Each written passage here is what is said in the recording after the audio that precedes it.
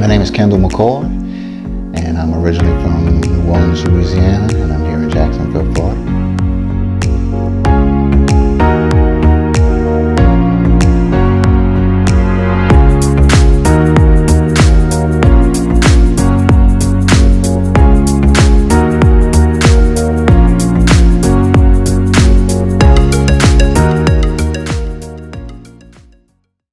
I was arrested in 2015 in August.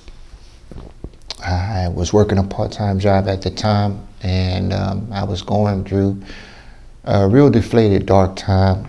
I had lost one of my full-time jobs, and a lot of my thought processes during that time wasn't as concrete enough to make formal and professional decisions. So based on instinct and irrational decisions, irrational behavior, I got a felony for shoplifting and grand theft. Met one guy in there, and he was talking about the crime that he did and how the judge had told him he was a career criminal, and she felt that he wasn't getting out. So the turning point was, it made me aware that when somebody says something to you in their idea of what your future is, it's your choice to take on that ownership and succumb to what they're saying, or to take what they're saying for face value and build off that. And the guy just didn't build off it. He said, yeah, man, my judge says I'm a career criminal. I'm all right with that. You know, he just kind of flatlined and became comfortable with the expectation of someone else expecting him not to do anything else with his life. And him being 10 feet away from me saying that, it really woke me up.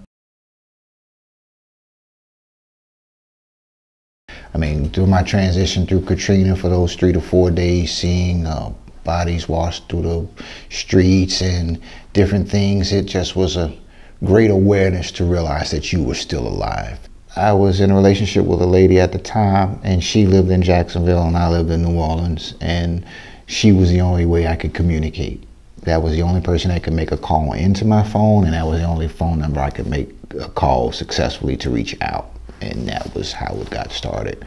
And then fast forward about a 22-hour ride straight. They encouraged straight on the radio because they didn't want you to stop at any of the rest stops or anywhere where you felt you might have been vulnerable to being in that type of tragedy at that time. And I got to Jacksonville, and that was my first day in Jacksonville as a resident going forward.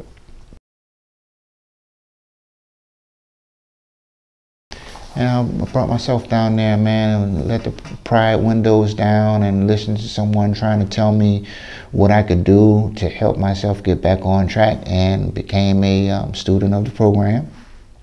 So I'm glad to be a successful staff member with Operation New Hope now.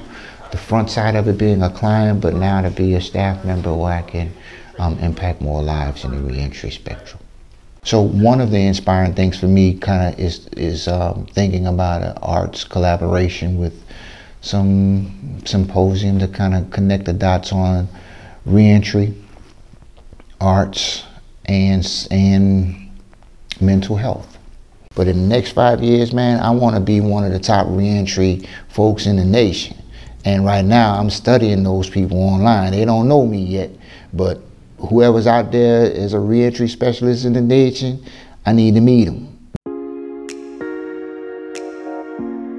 How could I look in the mirror and tell myself I'm my own biggest competition and really believe it?